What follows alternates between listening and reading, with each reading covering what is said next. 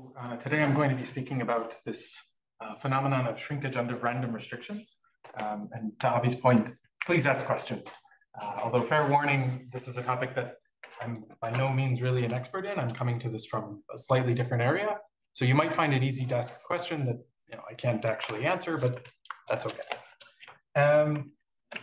All right, so let me tell you what are these random restrictions? What's the shrinkage phenomenon, and what are we going to be talking about? So the main object that we're going to look at today are a model of Boolean computation, which are De Morgan formulas.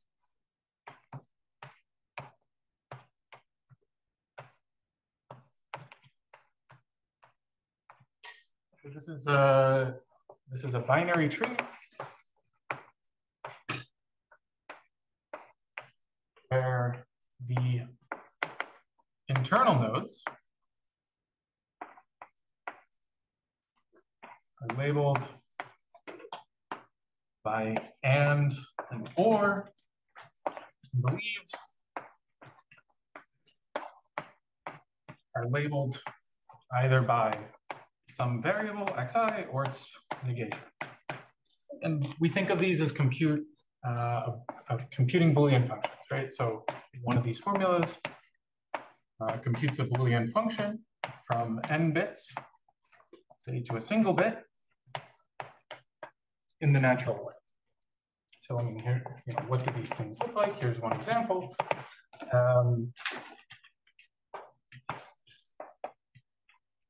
Here's a formula with 4 inputs.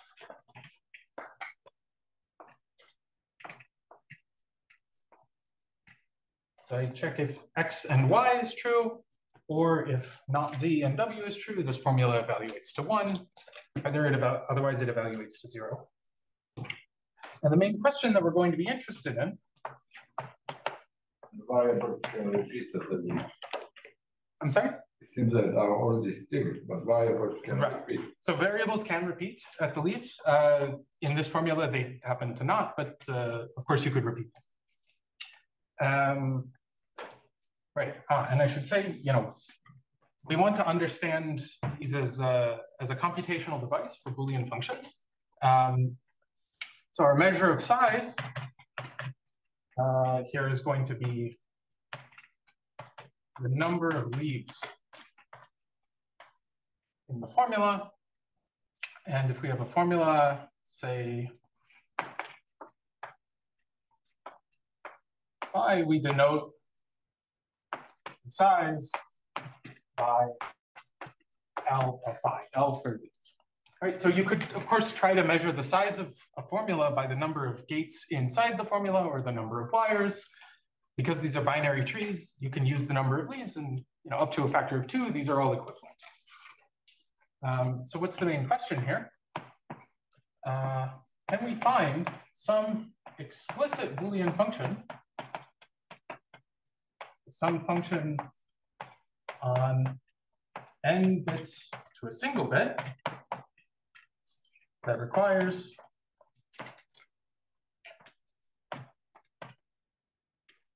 large formulas?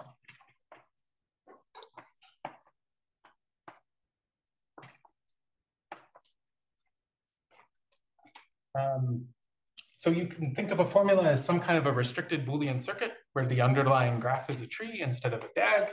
And we want to understand, are there explicit functions that are hard to compute by these formulas? And how are we going to do this? How are we going to find these functions? Well, we want to understand some kind of weakness of formulas, or something that they cannot do, right? Something that distinguishes formulas from general computation. And the main observation that's going to power everything we talk about today is that formulas can simplify in surprising ways under restrictions.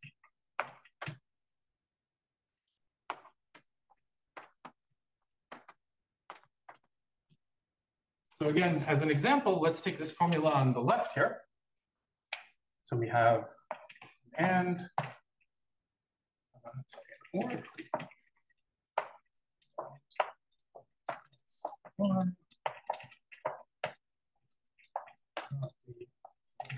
W. And if you set, for example, Z equal to true, so if you set Z equal to 1, what's going to happen in this formula? Well, you're going to, well, we can simplify this leaf that's labeled as not Z. That would simplify to 0. But now we can do further simplifications. Right? We have an AND gate where one of the inputs is a 0. So in fact, I can erase this entire subtree, replace that with a 0. And now I have this OR gate at the top.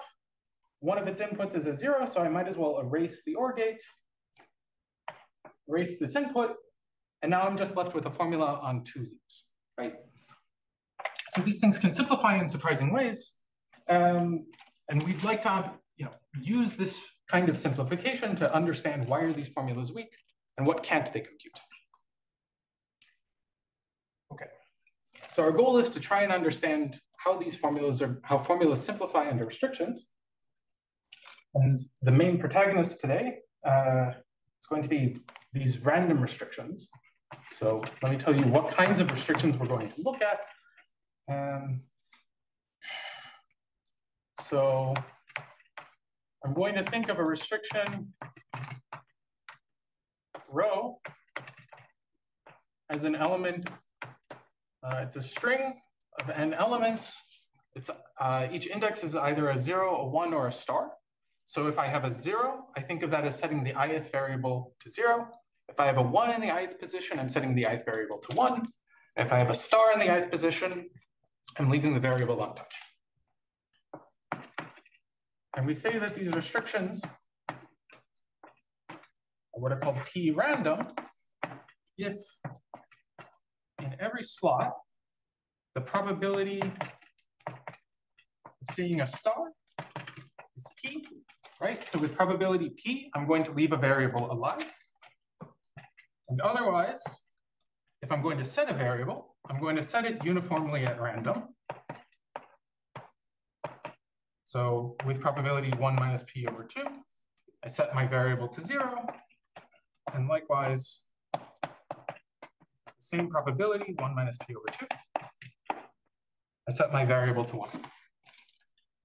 So these are random restrictions. Let's understand how do formulas behave when we hit them with these random restrictions. Okay. So let's think about this. So first I need just one piece of notation. Can I ask a question? Yeah. Like you're talking about trying to basically simplify these formulas. Yes. We're not talking about random restriction. Is it clear, like even if you can when after random restriction, the formula becomes small, can you say that original formula could be reduced? Sorry, I'm not sure I understand the question. Oh, okay. I'm trying to ask what's the connection between this random restriction and the simplifying formula. Right. So here's the real goal that we're after, right? We want to find two things. So one, restrictions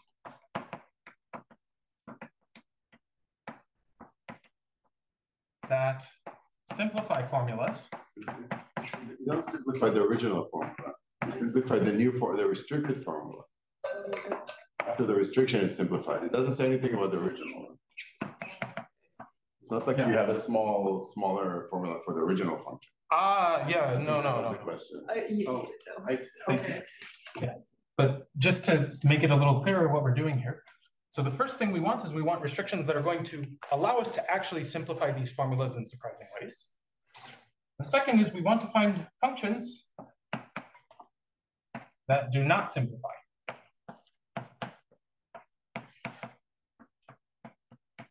Under these restrictions.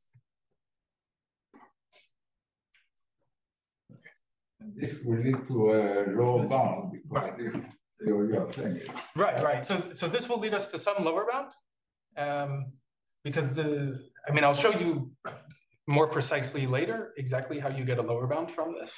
Yeah, but intuitively, if the formula claims to compute some function, you restrict it to set some variables to constant. if the formula shrinks fast and the function remains complex, you can derive a contradiction then. For example, suppose the formula shrinks to a constant, even though you didn't set all the variables, and the function depends on all variables. That will be that. Okay. Yeah. So this is why these two go deep to a low bound. Mhm. Are you going to talk about history or? Yeah. So I just want to set up what it is we're talking about. Robert? Yeah. To be clear, so when we say simplify, we mean reducing number of leaves? Yeah, reducing number of leaves. So I want to somehow say that I hit this formula with a restriction, and I can simplify the formula. I can reduce the number of leaves by doing very simple local modifications to the formula. Well, in this example, you set only one variable, but you reduce the size of the formula by a factor of 2. Right. I mean, a priori, you could have done this, but somebody else could maybe thought of a smarter algorithm to even reduce it further. Right. Not by finding another formula that calculates the same thing under the simplification, right? No, but the quantifiers go this way. Somebody claims that they have an algorithm, a formula for a given function, which is small, or sizeless. You say, give me the formula. Oh, yeah. Whatever formula you have, let me hit it with a restriction. This theorem will say the formula becomes smaller, and the function you claim to compute remains complex. And this will be a contradiction for any small formula you give, any. Yeah, but my question was, when we say simplify, it could be that, somebody simplifies by just, writing the restriction on the leaves and then going upwards and continuing this way in the simplification, but it could be that, maybe there is another way to simplify, just to write a new formula for the same restricted function in a way that would be much smaller than just by naively simplifying. Well, you have to prove that it's impossible. Yeah, you have to prove that. No, but anyway, you get a restricted formula for the restricted function, right? Yeah. So if you restrict both formula and function become smaller or simpler object, but it is still true if the original formula computed the original function, the smaller formula computes the restricted function. So you don't do it. You just this gives you an upper bound on the side. You may be able to, but you don't. You just do the syntactic obvious ones. Okay. Right. I mean, what you're asking is, what if I had some more clever way of simplifying the formula? Yeah, I mean, under this random restriction. Right. Okay. Yeah, I mean, maybe let me tell you a little bit more. I'll tell you some history, and we'll actually see a lower bound. And this should make things a lot clearer. Okay. So I just need one piece of notation. So let's say I have some restriction rho, and I have a Boolean function f. So what I want is to look at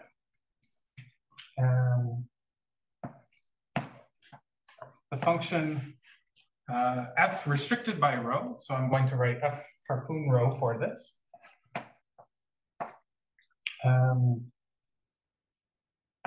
Right, so I mean, what is this?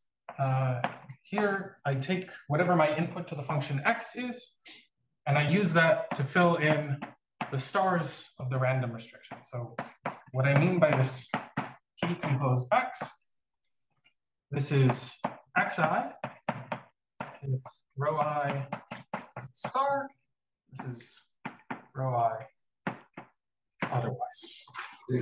X is now smaller than n. X is the number of stars in the restriction. Right. So, I mean, you can always is the function of fewer bits. I mean, you can still think of it as a function on n bits that ignores most of its inputs. You can think of it. I don't know if it's useful, but yeah. I mean, but anyways, when we plug in, yeah.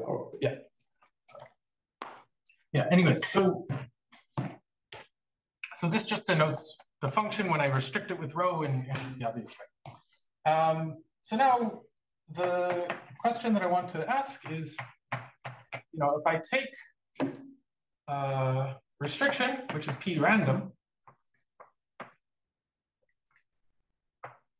what can we say about the expected formula size of the restricted function? Given the size of the original. Right, in terms of the size of the original. So if I use a p random restriction, well, each leaf with probability p is going to be restricted to, with probability p, each leaf is going to survive. With probability 1 minus p, I'll erase each leaf. And so linearity of expectation says, well, each leaf is going to survive with probability p, and there are L leaves. So my formula size in expectation will shrink by at least a factor of p. But this is just some naive linearity of expectation. What's really amazing about this is you can do better. So this is this is a theorem of Subbotovskaya from 1961. And in fact, this is one of the first explicit lower bounds that I'm aware of. And what she showed is if you take rho to be a p random restriction, and you look at the formula size of the restricted function, it's going to shrink by a larger factor. It's going to shrink by a p to the 1.5 factor.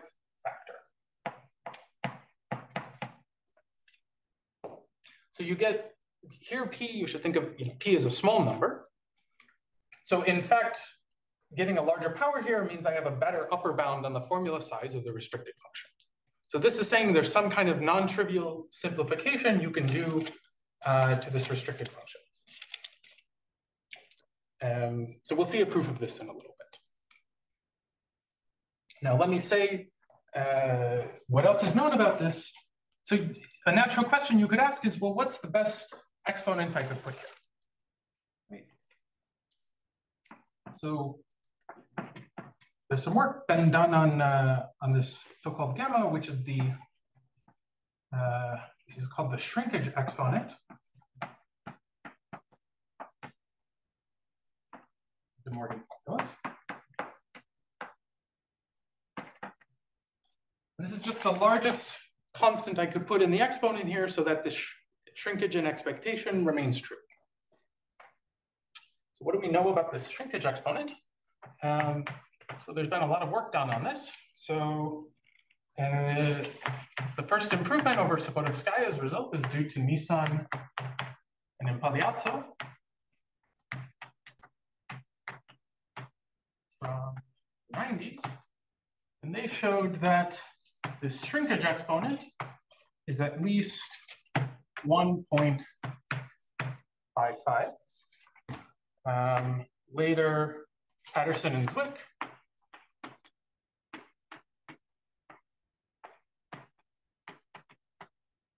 at the same time showed that this exponent is at least 1.63. A few years later, Hostad showed that this exponent is, let's say, 2 minus a little o1 term. So roughly you can get shrinkage by a factor of p squared, but there are some small order polylogarithmic terms in the bound. And then more recently, Avishai et al. Got a very precise result and showed that cleaned up some of the low order terms in Hostad's result and showed that you really get shrinkage by a factor of p squared. Now, really, all of these are lower bounds on the exponent that tell you, as you perform these restrictions, you can get further and further simplification. And it turns out 2 is a natural upper bound. You can see this from the parity function. So we know, for example, parity function on n bits. This has formula complexity, which is roughly n squared.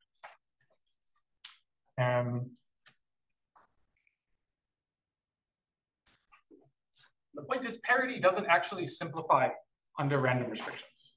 If I set some of the inputs to parity to zeros and ones, I just get a different parity function. And if you had shrinkage exponent, which was better than 2, you would actually contradict the upper bound for the formula complexity of parity. This clear? Okay. So maybe let me show you how you can use this to actually prove a lower bound. Because that's what motivated a lot of the work on the shrinkage exponent, was using shrinkage to prove lower bounds for formulas. And up until I think the late 2010s, shrinkage was it gave us the best formula lower bounds we knew for explicit functions. So can you remind me how you write parity of n squared these? Yeah.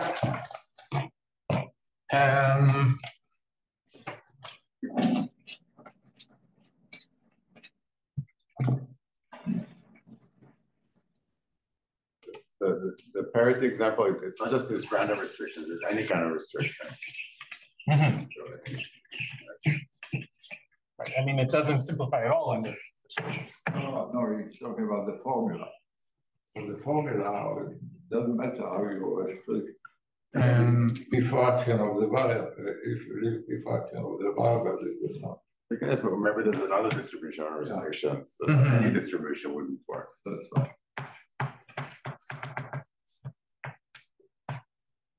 So how do you get parity using n squared leaves? Well, it's a recursive construction.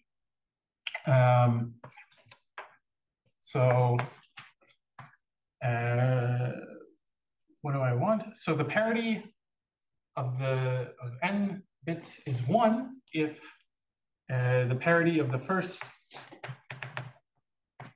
n over 2 bits is 1, and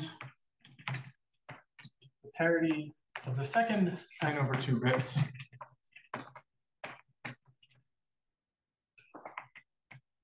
is 0, or the parity of the first n over 2 bits is 0,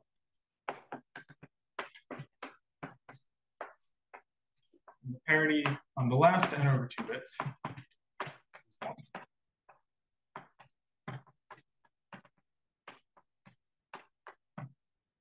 Right, so this is some kind of, you can apply this recursively. And what's the bound we get? Well, this says that the leaf size of n-bit parity,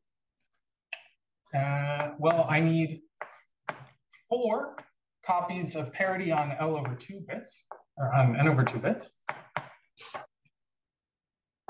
So this will solve to something like n squared loops.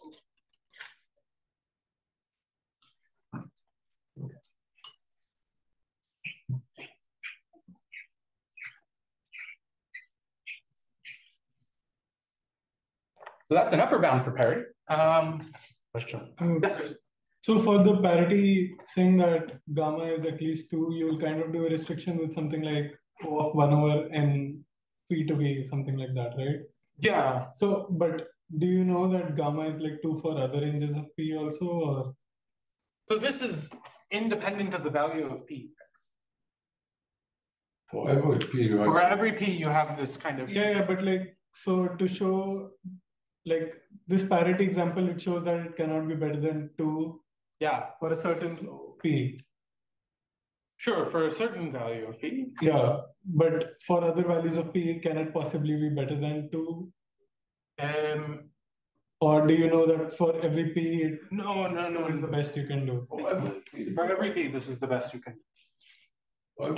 Because if you do it for some p, you shrink, therefore, you keep on doing it. Look at parity. I mean, do it by induction on n.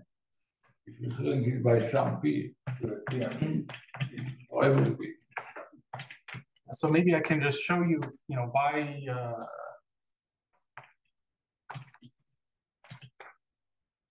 why you can use this to prove lower bound. bounds, right? Let's look at this. So I claim that if you have shrinkage exponent gamma, you can actually get an n to the gamma lower bound for parity. Okay, so how do you do this? Well, the proof is let's hit parity with a roughly 1/n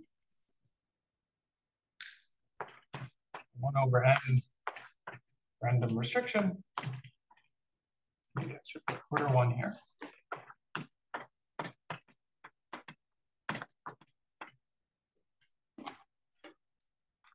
Right, so what happens?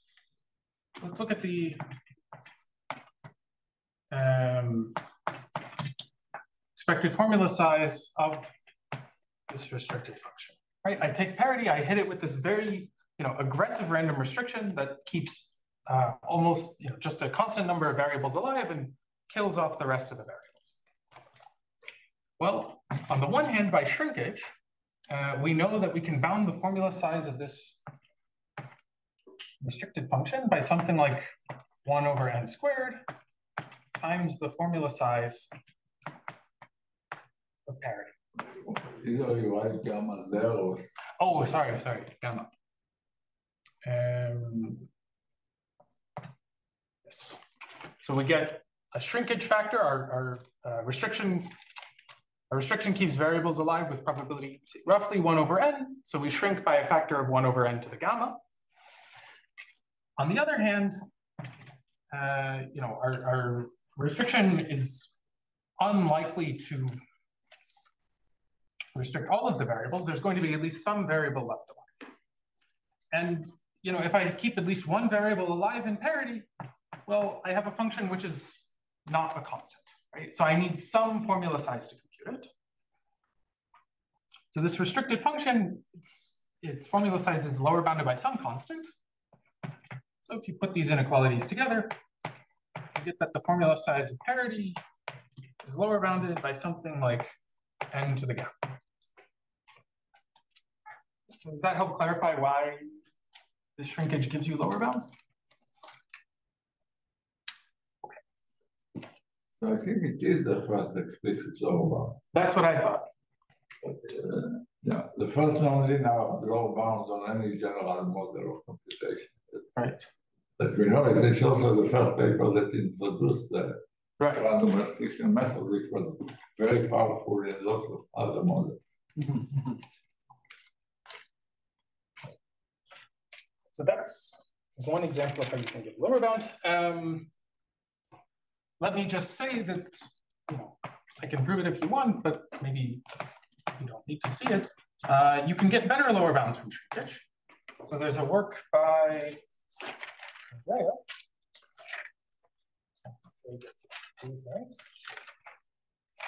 This is from 1987, and he improved on Subbotovskaya's lower bound for parity. So in this original paper by Subbotovskaya, who introduced this method of random restrictions, she gave an n to the 1.5 lower bound for parity, but it's really this n to the gamma lower bound. And what Andreev showed is you can improve on this by roughly a factor of n. So he showed there exists some explicit function which I'll denote as an, say a function on 2n bits, 1 bit, such that the formula size of this function is at least n to the gamma plus 1 minus some lower order terms. So in fact, if you can prove exponent gamma, you can get a roughly n to the gamma plus 1 lower bound. And this is really the some of the motivation for considering this shrinkage exponent. Why should you be able to? Why would you be interested in this? You can get better lower bounds. And for a time, these were the best formula lower bounds we had for any explicit function. These are the best lower bound. N cube is the best lower bound we have on the formula now. So I think there's a improvement by some logarithmic term. No, but anyway, n cube, we don't know. Yeah. Better the n cube lower bound on formula set. Right. And of course, the polynomial lower bound of formula slide is like separating P from NC1 anyways. But there is nothing better than P. It's the only way. And this is the only way known to get. Right. Even for log depth, right? This is formula is a binary tree. So even for log depth, we don't know anything bigger than n cubed. I don't think so. What do you mean? Constant log or absolute log? Like O of log n depth formula. So it can be, I mean, formulas can be. But you would pay to do the rebalance. Yeah, maybe. Okay. Yeah. Is that what you're trying to? Yeah, but you can have this. Right, but you could. It's a complete tree. Has to be a complete tree. No, formula doesn't have to be a complete tree. So you can have deep formulas. But you could rebalance, right? No, rebalance costs something only now. Right. Yeah, we don't know even for log depth. Are you also saying that if a circuit is log depth, they can also make it a formula? I guess that's true. It's a circuit. Circuits are a different story. Circuits are not trees. But then why would it separate P from NC1 unless you're claiming that you can turn any low depth circuit into a formula? No, if explicit is a function in P, then you would separate P from NC1. But I thought NC1 was circuits of log depth. That's right. So if you have a circuit of log depth, you can turn it into a formula by just duplicating. You're right. Duplicating the gates that you use repeatedly, and you'll incur some polynomial blow up. Yeah. Okay. Let's see, before we go on, are you going to explain the end of the gamma plus 1 lower bound? Yeah. Sure. I think I was more asking like what you're going to do in the talk, and if not, I would be interested. Well, I certainly prepared more than I'll be able to speak about, okay. But yes, I can tell you how that goes. Yeah, maybe you can look at the plan, but I hope you get with. Yes. Robert has an algebraic version of this for algebraic circuits, and that's his motivation. Right. So at the I coerced him to do the history and the boolean case. Yeah, so I think I'll make sure I save some time at the end to talk about the algebra. Yeah. Okay, so maybe before I tell you a little bit about the history and all the crazy things you can do with shrinkage, let me show you the n to the gamma plus 1 lower bound. Okay, so let's prove this theorem.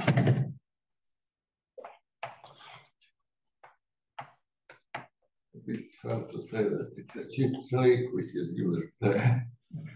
I don't know if it's cheap, but okay, well. I know, when you show it, I'm just preparing you for.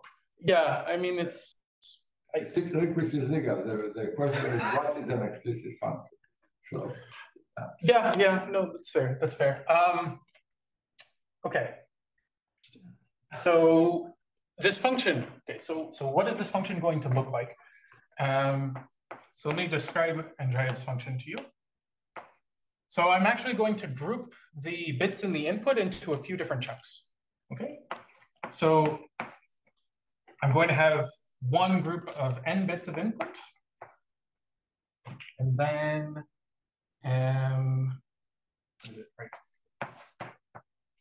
I have n over log n bits, and I have log n groups of these bits.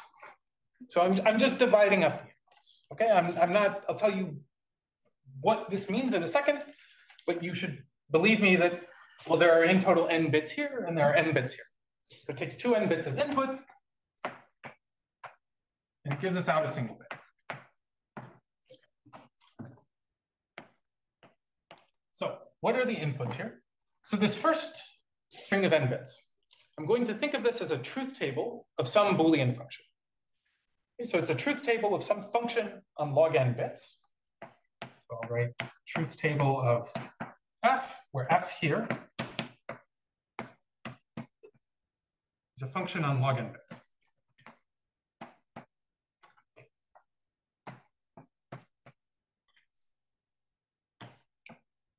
And then what are the other inputs? Well, I have, say, y1 through log n, where each of these yi's is a bit string of size n over log n.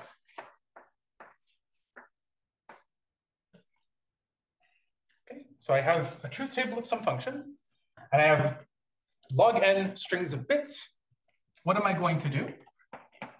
I'm going to output the evaluation of f on, well, I can't evaluate it on all of these inputs because these are actually bit strings, they're not individual bits. But what I can do is I can take the parity of each of these inputs, right? So I can set the first bit of input to f to be the parity of all the bits in the first group.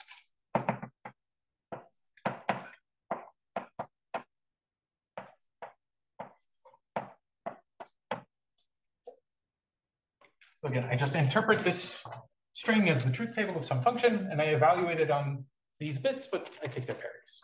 Okay. So why is this function hard to compute? So we need a fact, and here's where the cheap trick comes in.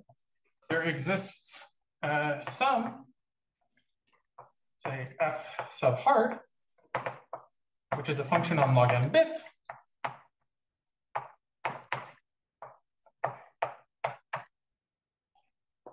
such that the formula complexity of this hard function, f hard, is maximal. And so what is maximal for formula complexity? Well, with this setting of parameters, it's something like n over log n. Okay, so this is nearly, this is roughly exponential in the number of inputs, which is just log n. So now, let's look at this function. So this is just a counting argument. Right, this is just some counting argument. There's nothing deep going on here, and you might even call this a cheap trick. And the point is that it's still explicit because you can just brute force for this function in polynomial time or something like that. Yeah. Well, you could. No, but in fact, here you're not even doing any brute forcing, right? That's just what I'm going to do is I'm going to fix this input, and the whole point is when we do this restriction argument, yeah, in the analysis, when we do this, we'll pick up not a constant here, but something like n, and that's where we're going to get the extra juice in the lower bound. So now, F hard is just one of the functions, one of the inputs, maybe there anyway. right. So all I want to do is I want to look at this function where I just fix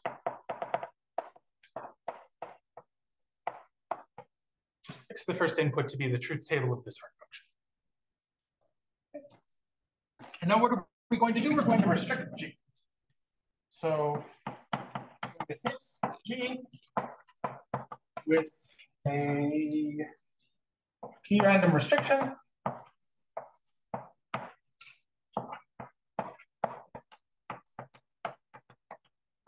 Where P is going to be something like 2 times log n times log n over n. Okay, now, why do I want this kind of restriction?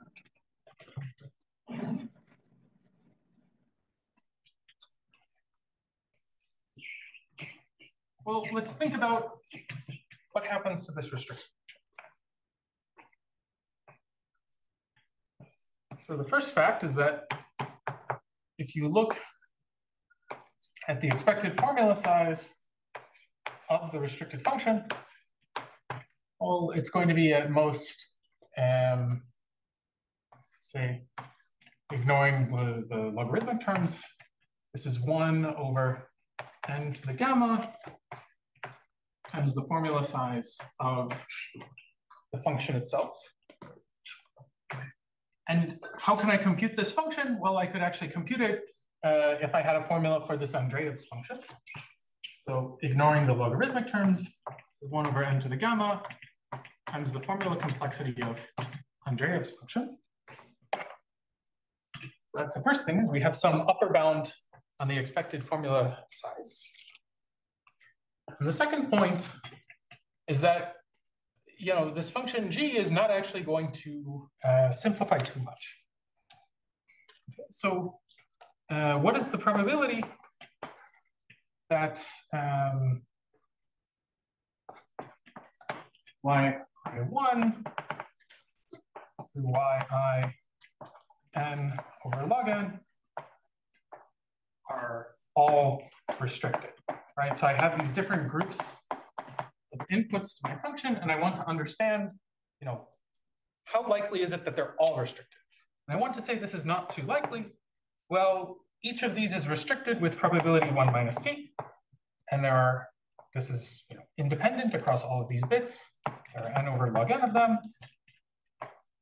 And with the way I set the parameters, this is going to happen something like with probability 1 over log n squared.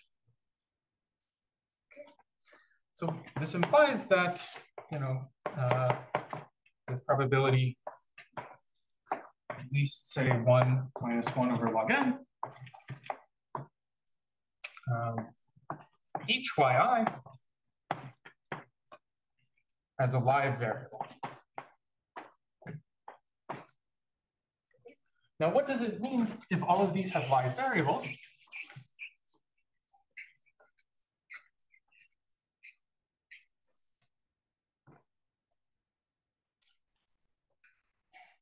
So if every one of these has a live variable, then I can do some further restriction and I can actually compute this hard function, right? So this would imply that the formula size of G composed with this restriction, well, this is at least the formula size of F hard, which we saw is near maximal. It's this n over log n. Okay, so with good probability, I have these live variables. In expectation, I shrink. You can use Markov's inequality to say that with probability, say at least 3/4, I'm going to see some shrinkage. So you can union bound and say the shrinkage and keeping these groups of variables live, that actually happens. So there's some restriction where you have both of these inequalities. You put them together and that's how you get the lower bound.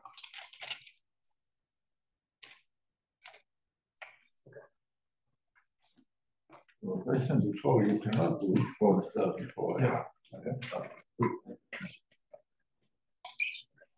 So, right, and to Avi's point, this is essentially the best we know in terms of formula lower bounds for explicit functions. Is this function here? Any barrier for like n cubed, like natural proofs or something like that? Not that I'm aware of. Like pseudorandom functions. So. I don't know. Maybe there. I don't know. So Avi, what was cheap here? This is the encoding of the house front. Yeah. You get a factor n just by hiding it. This trick is used as well. Maybe Andre was first explicit. Yeah. No. Yeah. Okay.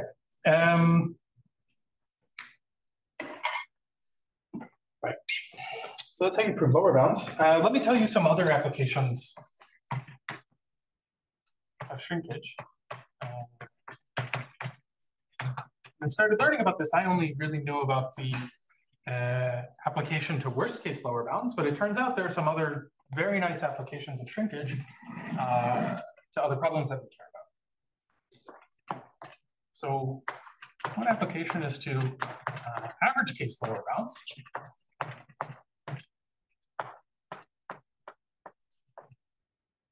So this is work of Margotsky,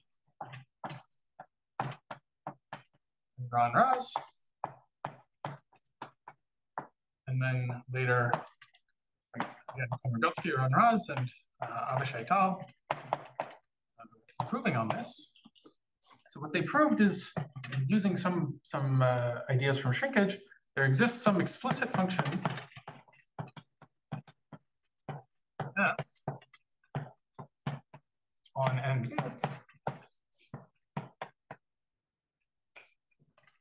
such that for all formulas phi of size n to the 2.99, phi does not compute f well, even on average. So if you look at the probability that f and phi agree on a random input, this is at most 1/2 plus some exponentially small function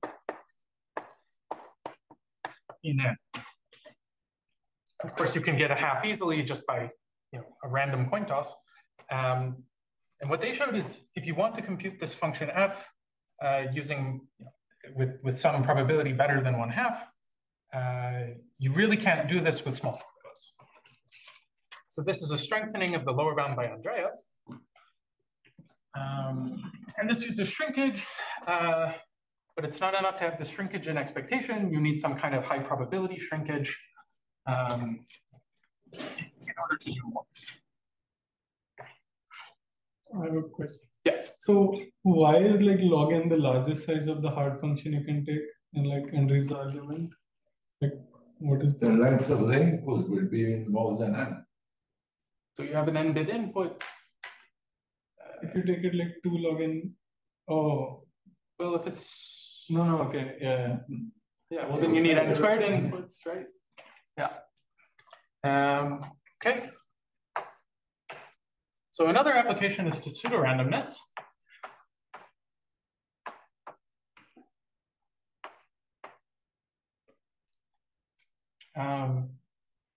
This is due to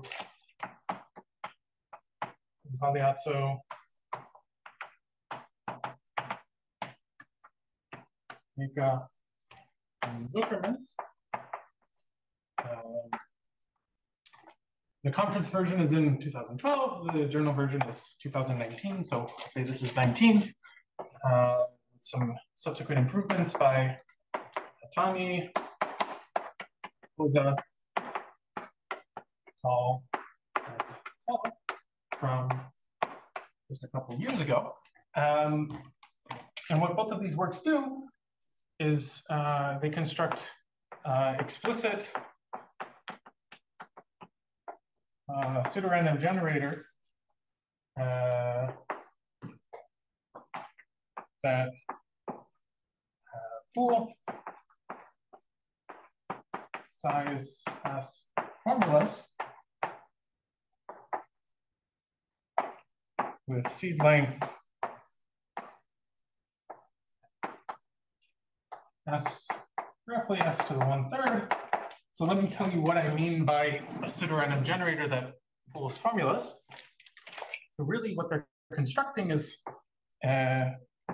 some function G that takes, say, S to the 1/3 plus little o1 bits, outputs a single, sorry, it doesn't output 1 bit, it outputs n bits, such that for all size S formulas On n bit. Yes, on n bits. The output of this function looks pseudorandom. It's difficult to distinguish the output of this function from the uniform distribution. So you can look at the probability that phi on a uniform input outputs a 1, and compare this with the probability that phi on a uniform input that's been passed through this function G outputs a 1. And these two probabilities are not going to be far from each other. Let's say these are at most a 10th. You can put any constant you like. You can even put something which is polynomially small or even exponentially small in n, and you can still get something interesting. Why would you want to construct a function like this in the first place? Well, this is related to some kind of de-randomization of parallel algorithms. If I have a randomized algorithm, which is some kind of efficient parallel algorithm, I can think of it as a small formula once I've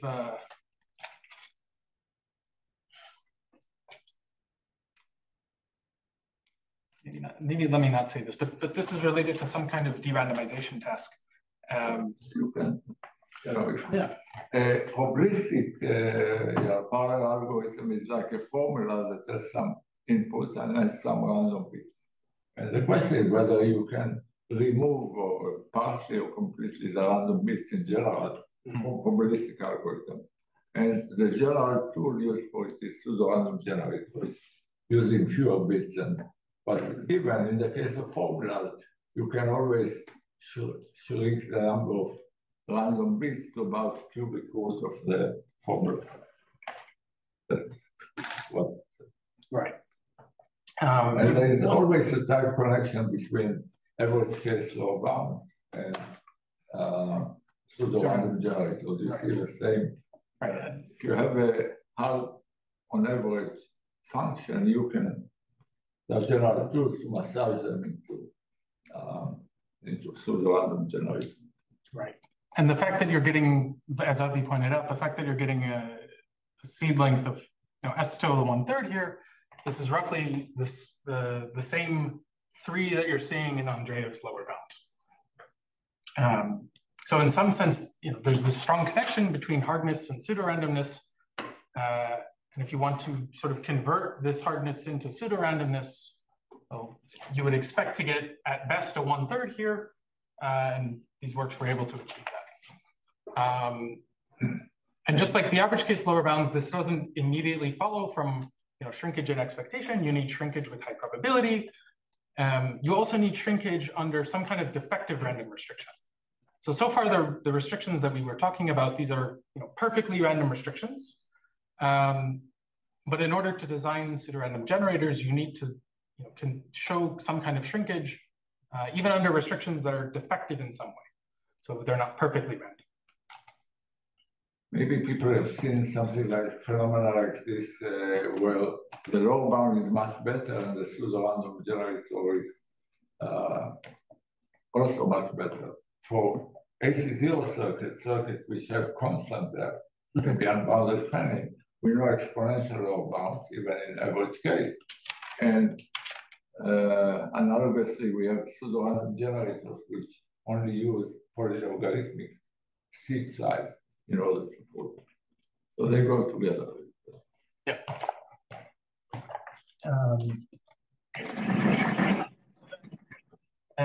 One last that I want to mention because I think this is really interesting.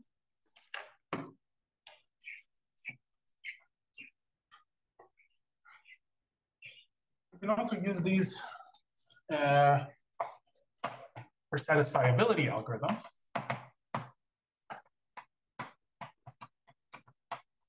So the first example I'm aware of is due to Santanam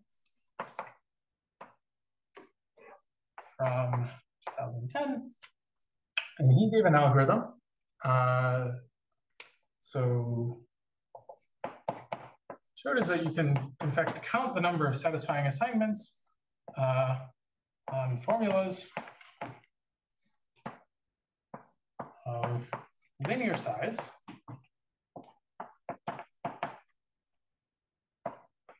You can do this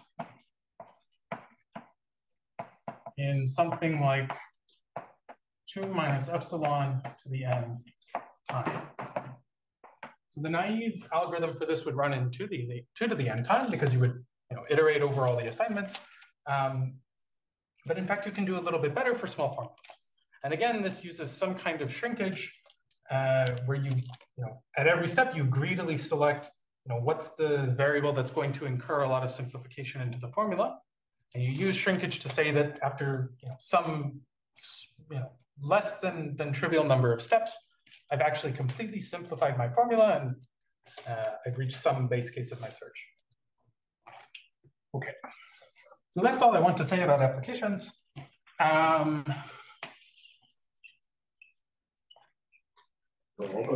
want to take a break? I think this seems like a good time, maybe take 2-3 minutes. Going to switch to 5-10 minutes, whatever you decide. Okay. Yeah, maybe 5 minutes and then we'll start. Okay.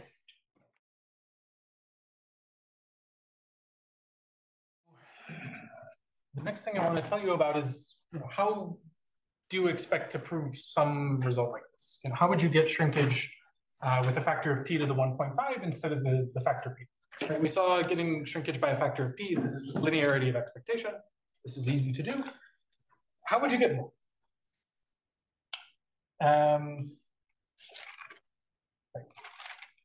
So I want to think about, how do formulas simplify? Right? So let's say I have, an OR gate where one child is a variable, say xi, and its sibling is some subformula g. Right? It's some formula, I don't know what it is. So if I restrict xi to a 0, then this formula, well, I'm going to simplify it just to g, right? I would have 0 or subformula. I can't do much. But on the other hand, if I were to take xi and restrict it with a 1, well, I have 1 or something. I don't care what this something is. I'm just going to replace the whole formula by the constant 1, right? And then propagate this up and do further simplifications. And there's something dual that happens with AND gates. If I set one of my inputs to an AND gate as false, then of course I can just kill off the entire AND gate. And so the point is, whenever I restrict this variable, I can always erase this leaf. And half the time, I can also erase its sibling. Now, you need to argue that when you erase the sibling, you are actually erasing some leaf not labeled by xi. But I claim that, you can do this easily. And why is it the case that you're actually getting some kind of simplification? What we need to check is that erasing g erases leaf not labeled.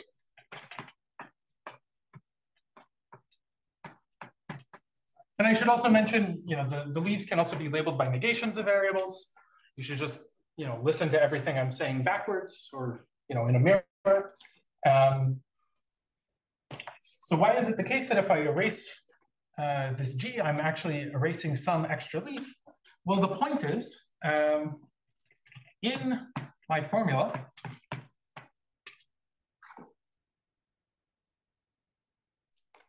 when am I going to care about the value of g? Well, if x is 1, I know that this whole gate outputs a 1, and that propagates through the rest of the formula. So I really only care about the value of g when xi is 0. So what I'm going to do is I'm going to rewrite this. Can't you just say that if all the leaves of G were xi's, then you fix this case anyway? In any case, if all the leaves in G were labeled by this variable xi, then right, but this will disappear anyway. So. Right, they'll disappear anyways. But the point is, when I erase xi, I want to say that half the time I'm erasing some additional leaves.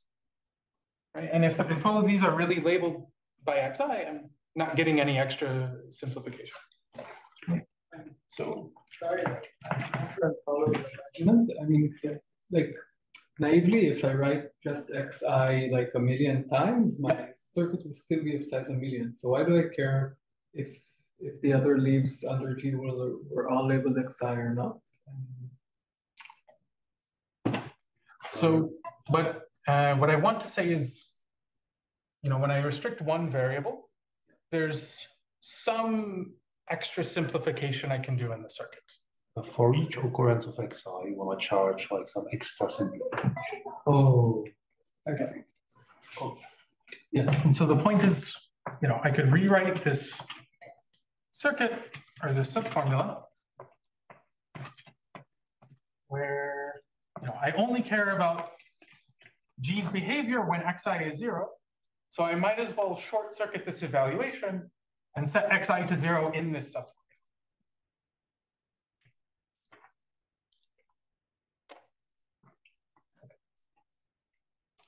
So now, what do I want to say? So here's the main thing that we need to prove. So I have a function on n bits. And let's say f prime is f with one variable randomly restricted. So this is a slightly different notion of restriction than I was talking about earlier.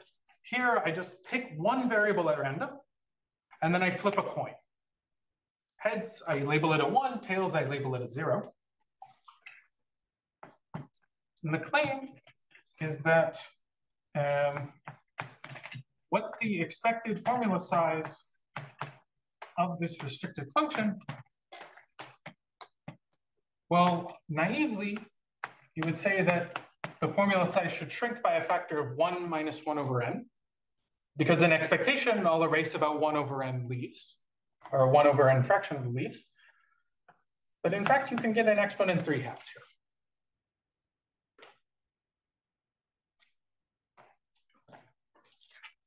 So what's the proof of this?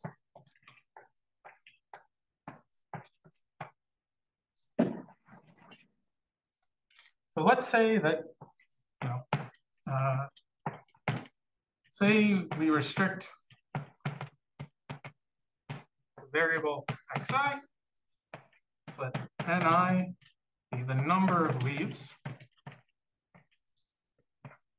which are labeled as xi. Right. So to see here. Okay. So by restricting xi, we can erase ni leaves that are all labeled xi. Then for each subformula where I have some operation with one leaf being xi and the other sibling being some subformula g, with probability 1/2, we can also erase g, which means we're erasing at least one additional leaf. Right, if this is an OR gate, then I get to erase g when I set this to true. If this is an AND gate, I get to erase the sibling when I set this to false. So why does that help?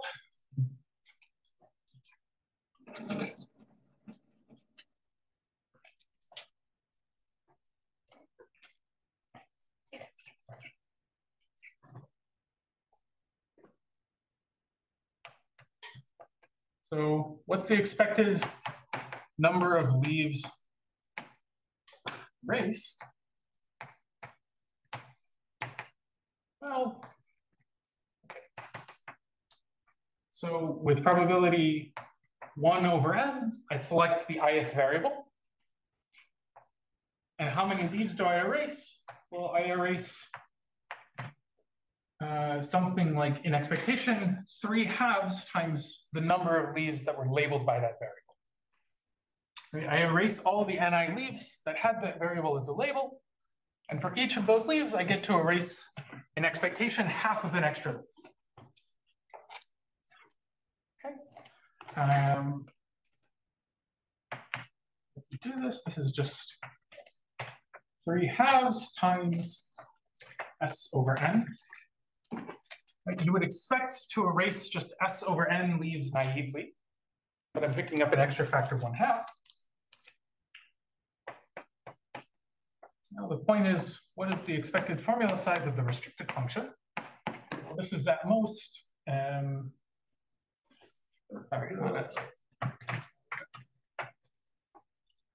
well, this is f minus 3 halves L of f over n, which is 1 minus 3 over 2n times L of f.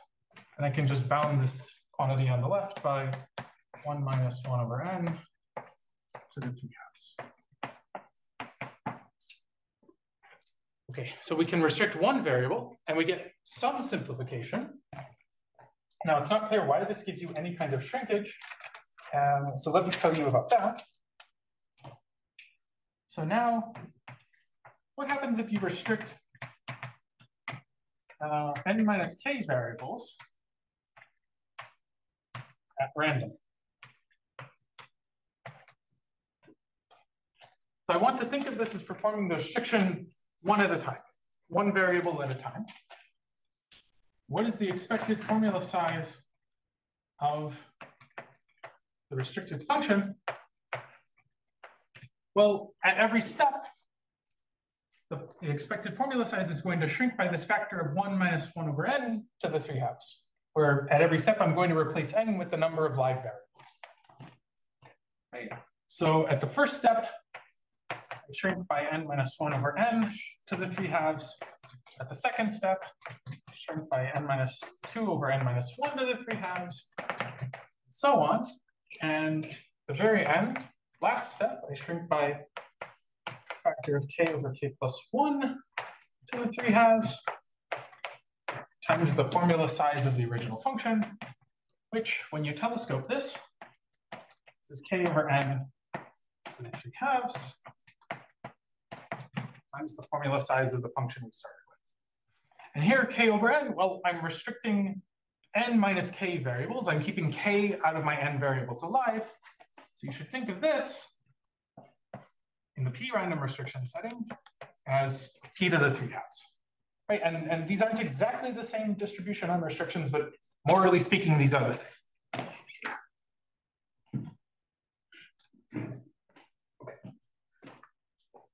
So that's all I wanted to say about that.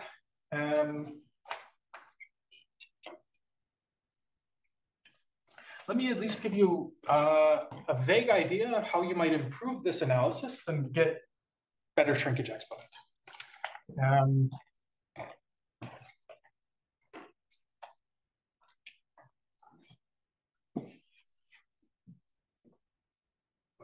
At the time you can only say it in words. Yeah.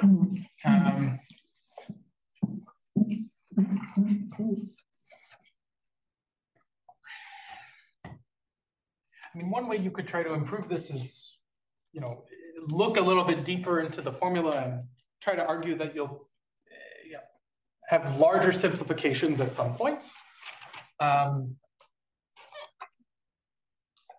if you can find these larger simplifications, or somehow, even if you don't simplify much, charge the lack of simplification to maybe a large simplification later in the restriction, then you can make some progress.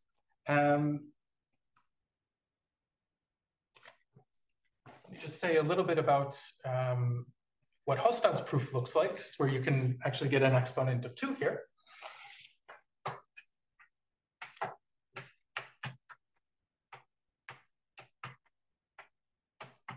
So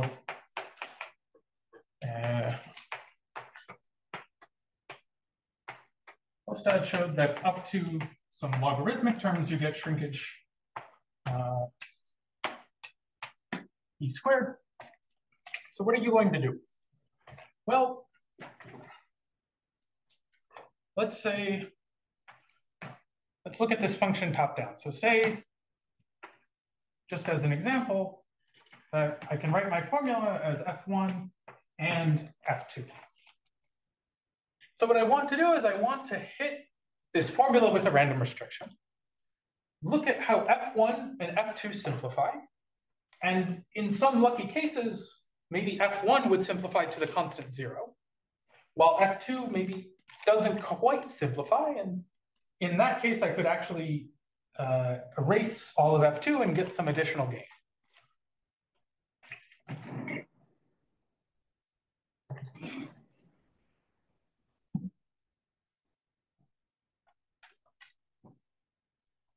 So there are a few cases that you might want to consider here. So the proof is by induction.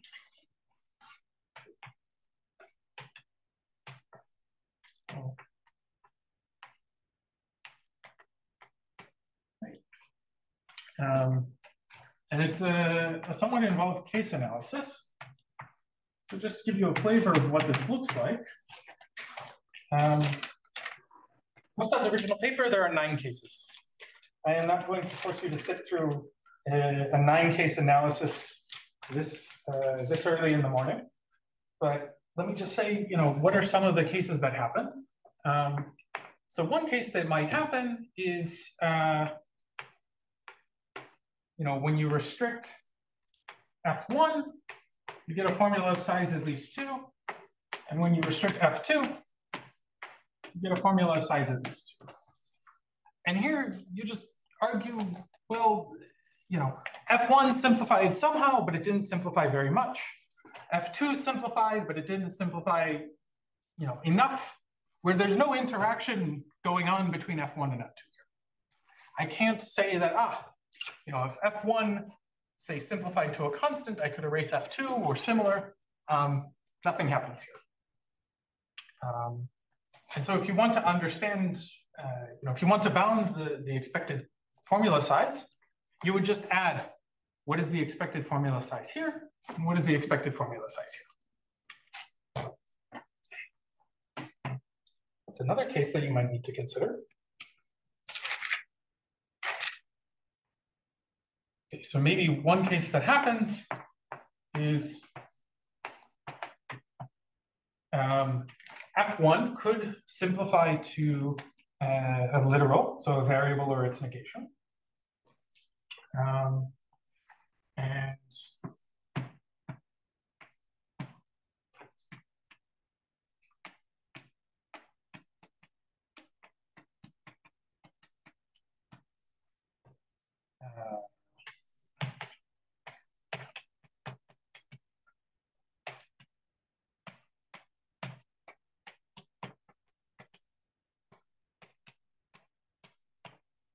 So if F1 simplifies to a literal, F2, it's the subformula on the right, it may or may not contain that literal. If it contains that literal, then I can do some kind of simplification by actually fixing the value of that literal inside that subformula. Same argument here, that I can erase some extra leaves in this kind of case. Okay. What's another sort of thing you might want to consider? Well, like I said, you might consider the case where F1 restricts to a constant and say F2 has some noticeable size left over after you simplify it. So if F1, in this case, restricted to the constant 0, I know I can completely remove this gate and erase something noticeable on the right-hand side. I can erase at least 2 more loops. And you should be happy that we're erasing 2 loops. Right? If in this proof, I was only erasing, say, 1 extra leaf, that already got us to 3 halves. And you can fill out this table to sort of complete an exhaustive case analysis. It turns out that in all these cases, bounding the size of the restricted formula is not the hard thing. The hard thing is arguing about the probability that each of these cases takes place. What you need to do is the main technical part of this proof is you need to understand, need to bound, what is the probability that your function simplifies to size 1? What is the probability that your function simplifies to size at least 2? Turns out that this is enough. How do you do this first thing? I'll just say in words that the restrictions that set you to size 1, these all shrink you down to some fixed literal. right?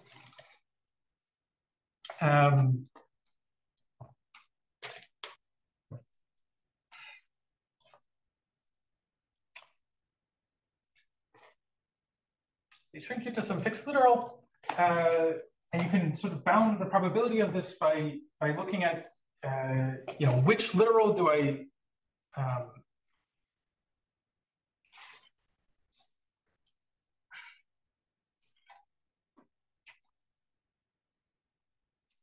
not sure I have a great description of this, but you look at which literal, and in particular, if you were to follow the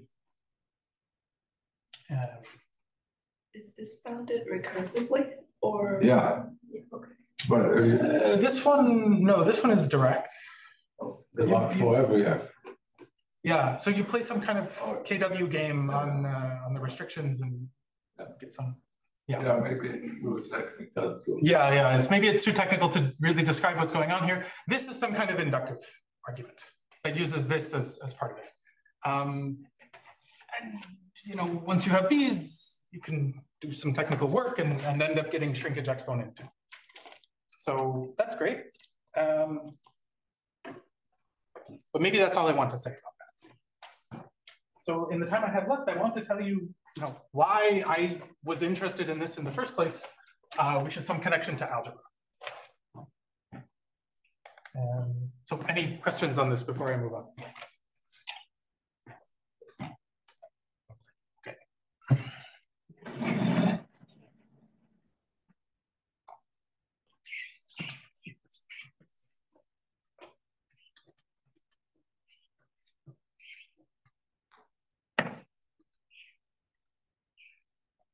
Okay. So let me tell you where I really come from. So I come from the land of algebraic complexity. So I want to tell you about something there. So the objects that I really like to think about are algebraic formulas. So these are formulas where the internal gates, nodes, are either addition or multiplication, and these are variables, say x1 through xn. So here's an example, an algebraic formula.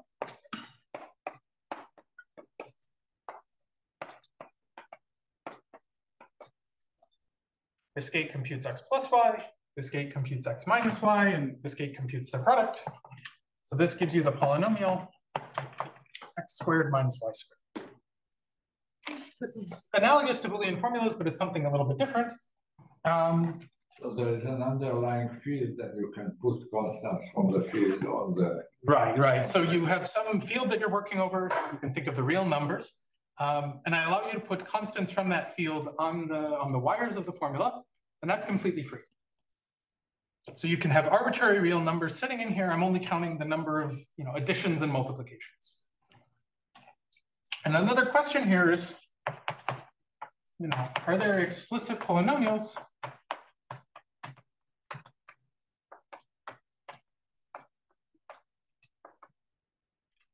which require large formulas? And this is some kind of algebraic version of P versus NC1. But it also turns out that in the algebraic setting, formulas are very, very close to circuits. In fact, if you have a circuit of polynomial size, you can simulate it by a formula of quasi-polynomial size. And so formula. Yeah. And all of this, I should say, is I'm always going to assume that the degree of my polynomials is going to be bounded by some polynomial function of the variables. I only want to look at polynomials of low degree. Okay, so we saw that in the Boolean setting, the lower bound story is kind of nice. We have these cubic lower bounds. In the algebraic setting, the lower bound story for formulas is worse.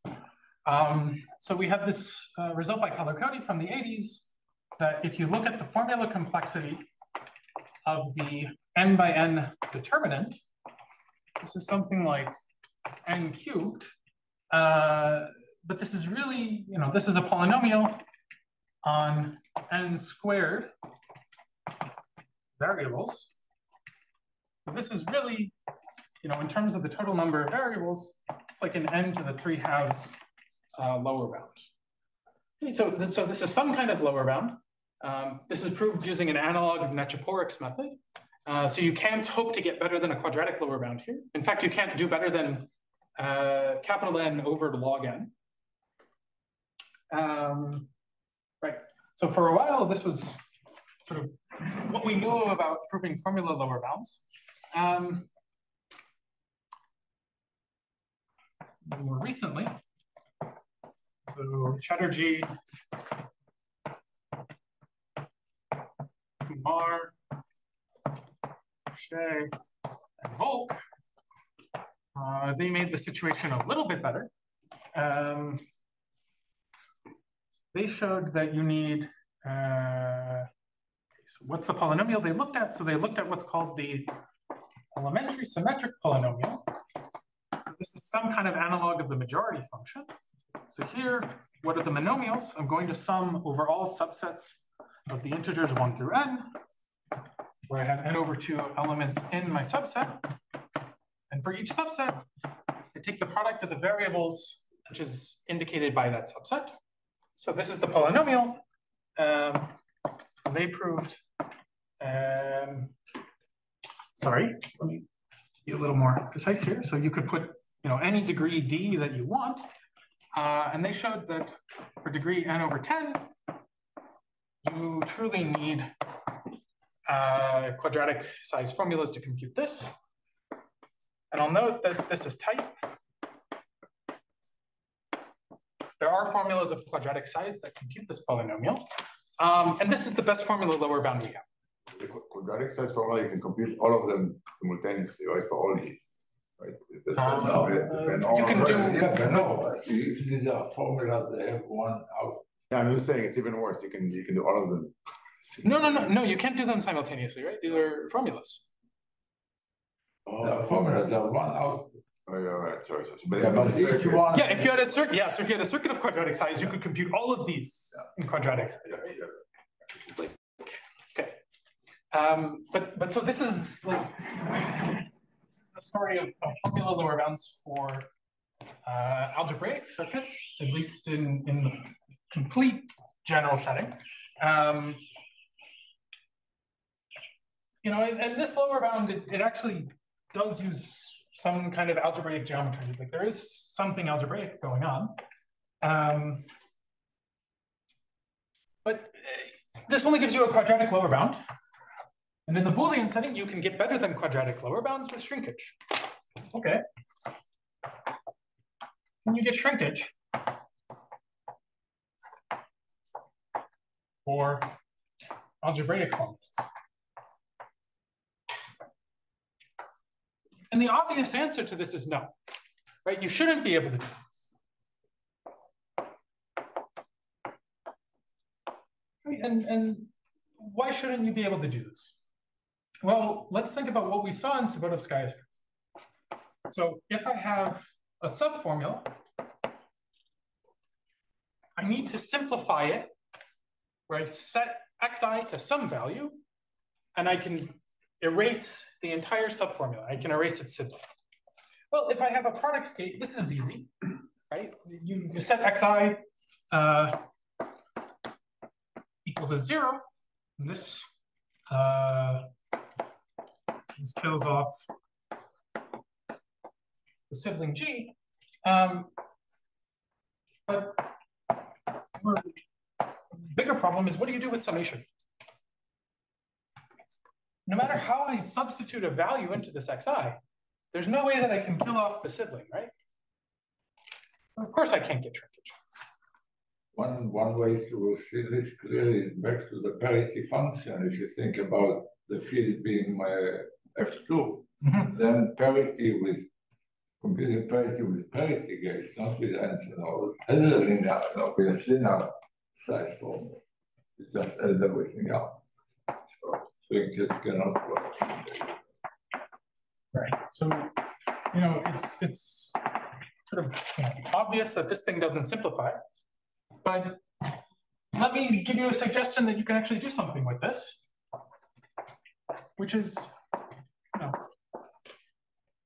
so suppose we're in this setting, and say G does not depend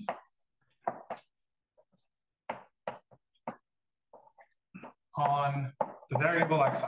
Right? This is what we always were assuming in the Boolean setting, that I don't have this variable appearing on the right.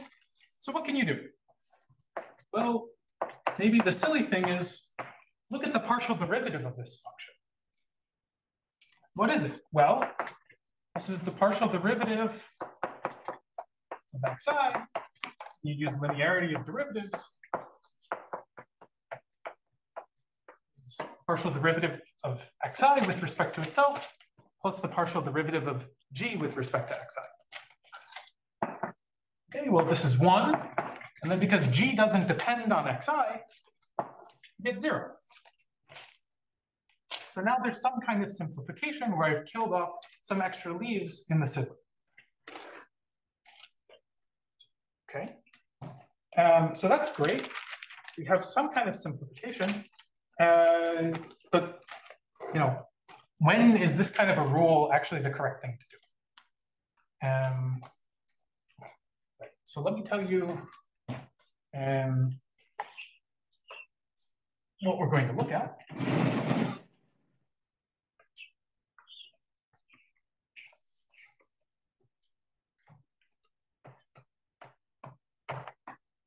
So I want to add 2 structural restrictions to my formulas. So I say a formula is homogeneous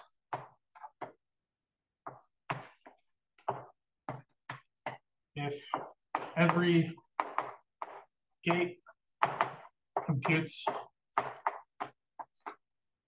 a homogeneous polynomial. And likewise, I'll say that my formula is multilinear if every gate computes a multilinear point. So homogeneous just means when I write it as a sum of monomials, every monomial has the same degree.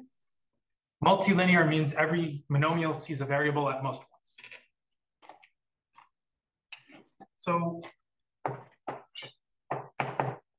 the claim is that you can actually get some kind of shrinkage for formulas that are homogeneous and multilinear.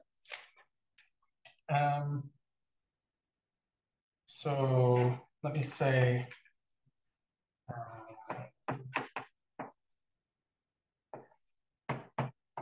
so here the random restrictions are I either set a variable to 0, I take a partial derivative, or I leave the variable alive. And a homogeneous multilinear formula phi.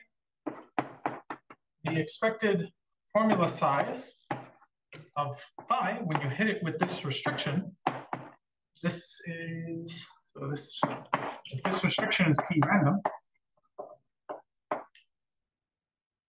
then you get shrinkage by a factor of p to the 1.5.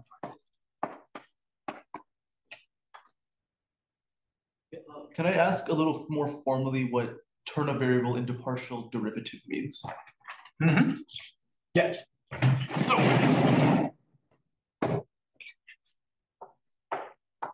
let me tell you what I mean when I restrict. So I'm going to take a partial derivative with respect to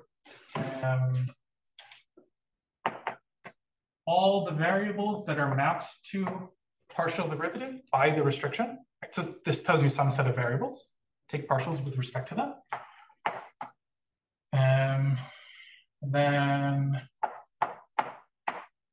I take all the variables that are, the restriction says I should set to 0, and I actually set them to 0. So the restriction just tells you some variables I take partial derivatives, some variables I zero out. So when you take partial derivatives, you mean only the monomials with this variable survive? Yes. Right? And when you set it to 0, it's like only the monomials without this variable survive. Exactly. This is in the multilinear case. If you have higher powers, you have to. Yeah, exactly. So that's exactly what you should be thinking of in the multilinear case. I'm for every time I restrict a variable, I'm either saying take the monomials with this variable or take the monomials without this variable. The important thing is that your notion of restriction should apply to formulas and to functions, and polynomials, right? So, so you can, of course, do this restriction and apply to the original. Yeah.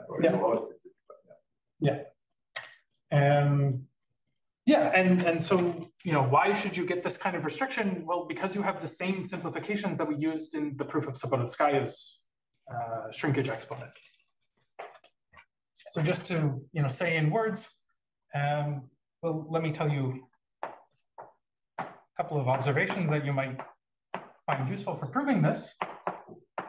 So the first is due to Ron-Raz. So if I is a multilinear formula, and what do I want to say? I have some subformula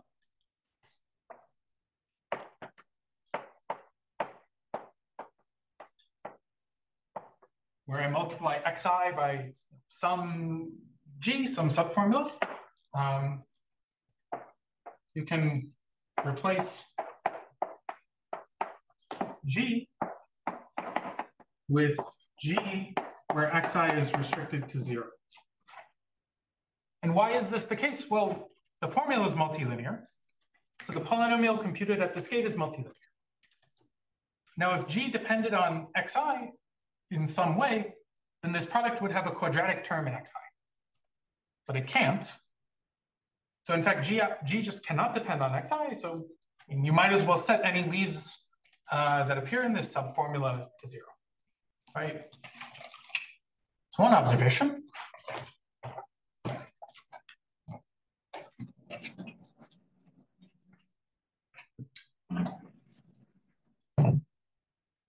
And then the second observation is you get something similar at summation gates. So again, this is if your formula is homogeneous.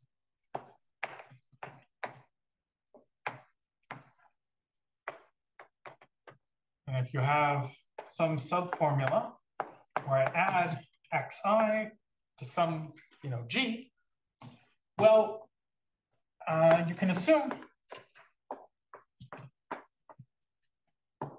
xi not appearing in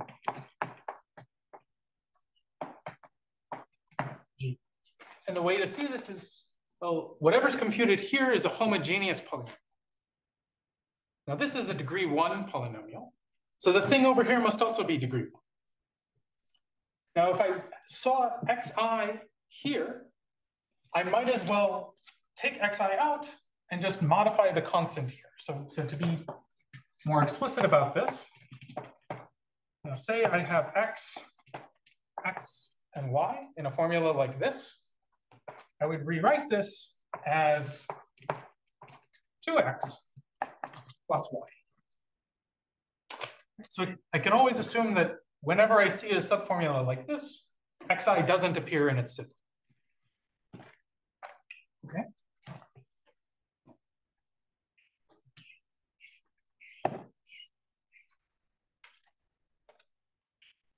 Right. So now, how do you get restriction? Well, let's think about what happens one variable at a time. So if you set some variable xi to 0, then what happens? Well, at product gates, you get to erase xi, and you also erase its sibling. So you gain an extra leaf deleted here. At summation gates, you only can erase xi. So in expectation, you'll erase at least 3/2 of a leaf. And what if instead, I take a partial derivative with respect to xi, well, what's going to happen at a product gate is I might as well erase xi. Here you would use the product rule for partial derivatives, but because g doesn't depend on xi, I only need to take a partial with respect to the left child. So here I'd erase this leaf, can't do anything on the left. But at summation gates, what happens? Well, if I take a partial derivative with respect to xi, I can erase xi and replace it with a 1 or whatever constants on this wire. And because this is a degree 1 polynomial that doesn't depend on xi, I can also erase that subformula. So you can see both times if I restrict one variable at random, I kill 3/2 of a leaf in expectation. So you get shrinkage exponent 3/2. Okay, now that's great, but can you actually do anything with this? And it turns out you can, but it's a little bit sad. Maybe not sad, maybe underwhelming.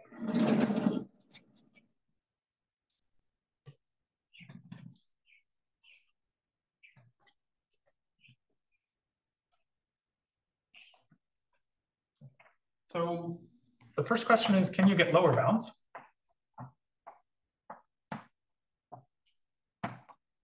The answer is you can.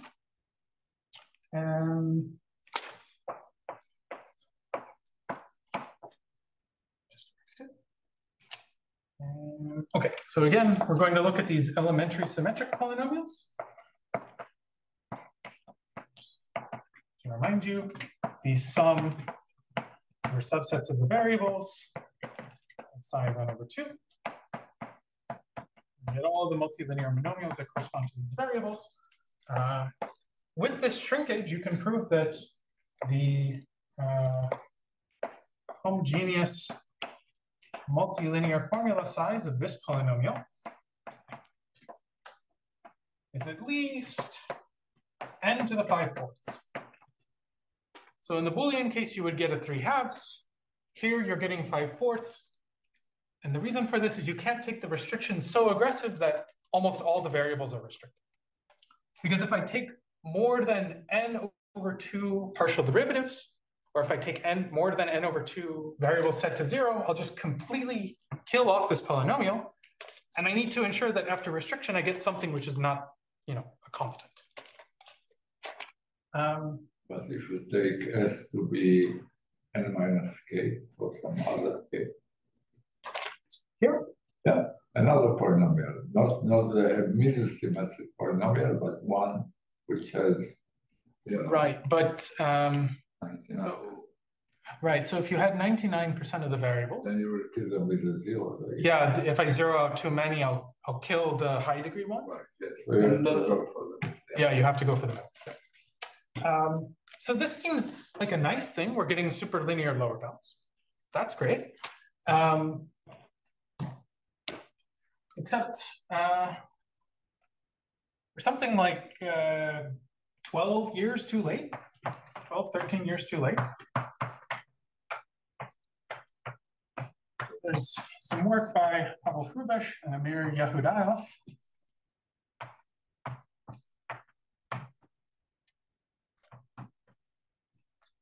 And they already, looked at the formula complexity of these polynomials using homogeneous multilinear formulas. They showed this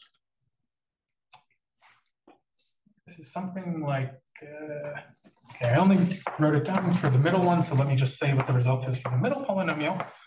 I'm getting n to the log n lower bound.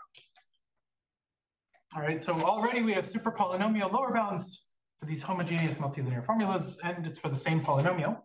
This came after Ran-Raz's lower bound for the determinant. Right, so in fact, we're even more late, just as Avi pointed out, because Ran-Raz a few years earlier already showed that the formula the multilinear formula complexity of the determinant is super polynomial.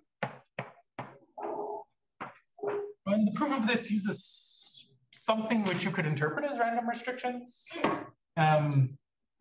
It's not, random restrictions so blatantly as what I'm telling you about here, but there's some kind of restriction going on. So the point to make here is that you can get lower bounds from this, but we already know very strong lower bounds through other methods. So this is kind of, not so interesting as a lower bound. But what I think is more interesting about this is, this is some kind of version of shrinkage, and we can do a lot with shrinkage in the boolean setting. So is there more that you could do here in the algebraic setting? Could you use this to solve some instance of polynomial identity testing? Could you use this for, I don't know, formula reconstruction? Could you do something else with this? And so that's something that, that I've been thinking about, but it's not really clear to me how to use this to do other things just yet. So that's all I want to say. So thanks.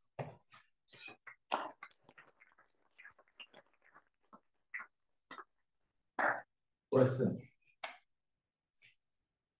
Do you think you can try to do something like the SAT thing for like small circuits, like linear size circuits to test if they're identically zero? Zero. Yeah. So and less than exponential. Mm-hmm. Yeah, I think something like that should be doable. I just haven't. I haven't had a chance to think about it yet. But yeah. Yeah, I think you should be able to get some kind of like seed length into the 1 minus epsilon for formulas of linear size. You want to do identity testing. And to the 1 minus epsilon. Or... Yeah, and to the 1 minus epsilon for linear size. I think that should be. And times 1 minus epsilon. I mean, it's not. No, I mean it's not. Even Santanam doesn't get. Yeah. He does it into the 2 minus epsilon to the n. Right. Which is like 2 to the power n times 1 minus epsilon. Mm-hmm. Right. So I don't think you can get. I mean, yeah, Sublinear. That's a PRG. That's not for SAT. What? So PRG, it has to be with the mark. It's not counting exactly. It's a weaker. No, you count it. Yeah, I'm counted. No, but I'm suggesting if you wanted to get like a PRG for these formulas. Yeah, PRG wouldn't let you count exactly. You get your proxy. But what would counting be? I don't see how shrink. Yeah. Well, I mean, I don't see it either. For Santanam shrinkage doesn't have same index format. Right. Of n. Right. If you interpret it as a PRG, that's still likely. 1 minus epsilon times n rather than n to the 1 minus epsilon. Right, but I think. Yeah. So here you think one can get better. It's the same shrinkage. No, it's not. It's not. This is the PR. Is that saying about the PLG version, which you can get the sub-exponential. You can. Yeah. I see. Okay, good. Yeah. I mean, okay. n times 1 minus epsilon would be a first thing. The formula is a free-not slide. Yeah. So I take that. So for these elementary symmetric polynomials like degree n over 2, the best upper bounds to 2 to the n, or like. Sorry, say it one more time. So for this function here, is the best upper bound like just the naive 2 to the order n, or is there better? No, you can get n squared. With multilinear and homogeneous. For multilinear and homogeneous, I don't know offhand a better upper bound. Yeah, I don't know. We know for depth 3 that it's a low bound. Actually, no, there might be some upper bounds known. Maybe at depth 6. So this paper by Hrubish and Yehudev also has some upper bounds. So that would be the first place to look.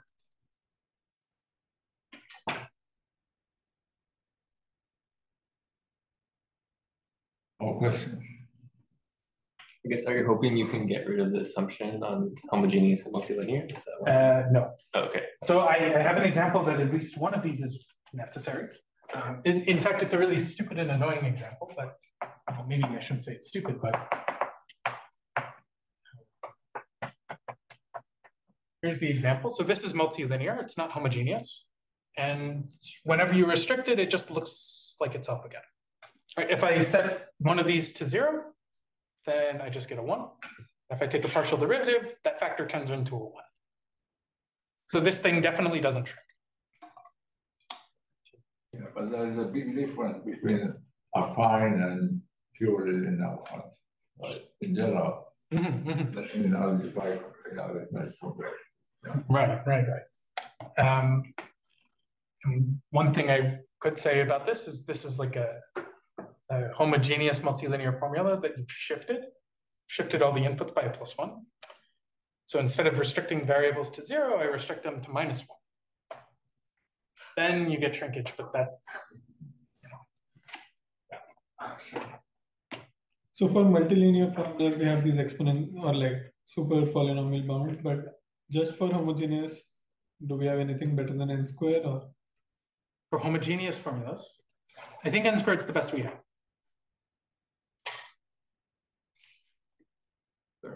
Is there any sense where you can fix things to infinity to kill the summation gates? Yes, and that's how I found this in the first place. Yeah. Maybe we talked about it. So probably something you told me. Yeah.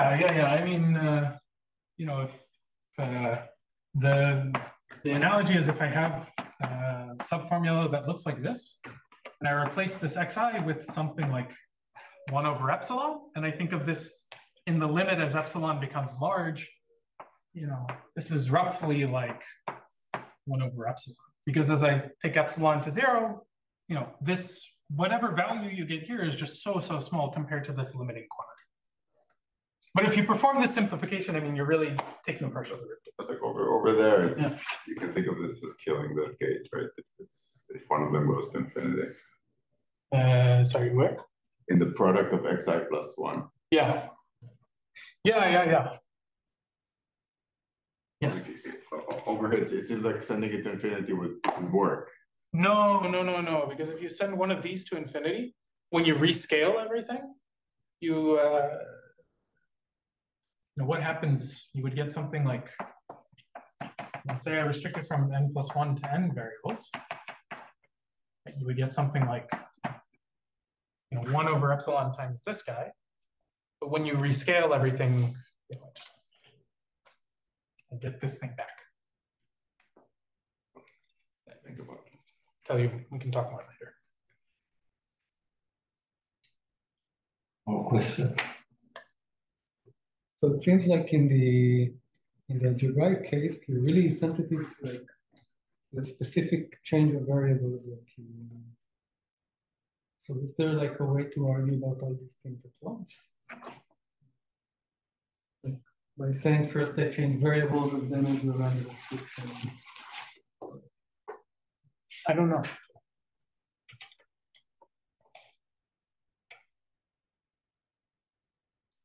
This is a gate. This can be. It's an example of a function, but this can be a gate in your circuit if it's not homogeneous, right? Yeah. And then there may be another gate where you have 2, and another gate where you have 3, and your random restriction should be one random restriction. That's a problem. Is there a notion of the best type of shrinkage you can do? Like, for example, for formula, I mean, from the lower bound, well, okay, I forget the instance, but it seems like shrinkage doesn't give you tight lower bound in general. Right? General, no, but in like some examples, it does, like parity. Parity for boolean formula is the best thing you can do, and they have pointed out that there is no other distribution on shrinkage that will do better than p². So there is a notion of optimal. Yeah, in the case of parity, it's optimal in the boolean system. Yeah. Can I ask for Boolean formulas if I allow and or and like XOR gates? Can you show anything? You can show that the shrinkage exponent is exactly 1. Because if you have XOR gates, you can compute parity in linear sorry, I size. meant in terms of lower bounds, not in terms of the shrinkage exponent. In terms of lower bounds. Like 1, 3. Right? No, not constant depth. General. It's a good question. Yeah, I mean mod 3 with like constant depth, you can do this Ross for like Yeah. Yeah, for formulas in general.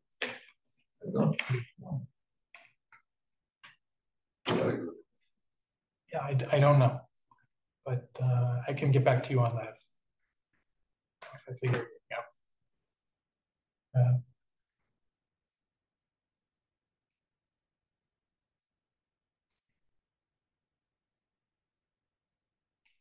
Okay, thanks. All right.